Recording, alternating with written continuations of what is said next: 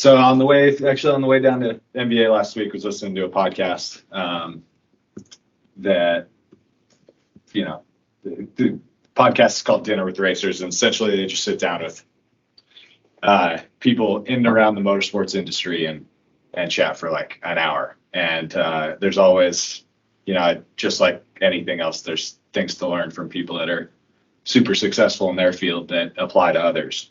And the one I was listening to on the car ride down was with Will Power, who was the 2014 Indy Cars champion and 2018 Indy 500 winner. And he's just kind of been a mainstay in the IndyCar paddock for the past, decade and a half.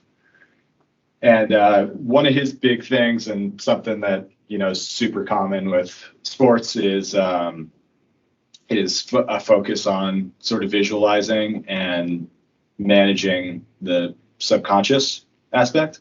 And one of those is, and we hear it a lot with racing. You'll see, I don't know if you guys watch like F1 or anything, but you might see guys sitting in the car, turning the wheel with their eyes closed, going through the lap before qualifying.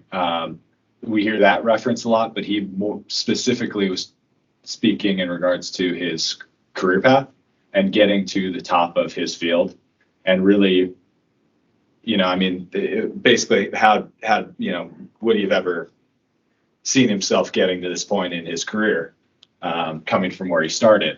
And he was like, 100%, because back then, you think, and it's the same thing in our field, when you get in, you think, oh, it'd be great to be at that level someday.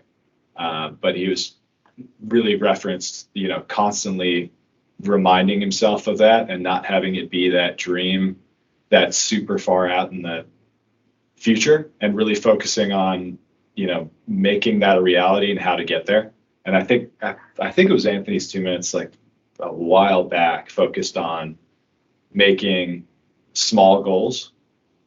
And the one, just kind of to bring that back up again, is making small manageable goals. And secondly, we do spend a significant amount of time every fall going over our business plans for the folks on the sales side, going over our business plan. And I'm sure there's the equivalent, on the R&S side of the office as well. And so, in order to get to that, goal that we sit down and we kind of paint this big picture for the next 12 months. And ideally we're thinking about kind of long-term 5+ years out as well, maybe even 10+ years out where we want to end up. And one of the things that I've kind of been slacking on lately, but I try to do quite a bit, is pulling up that business plan and those goals that you set out.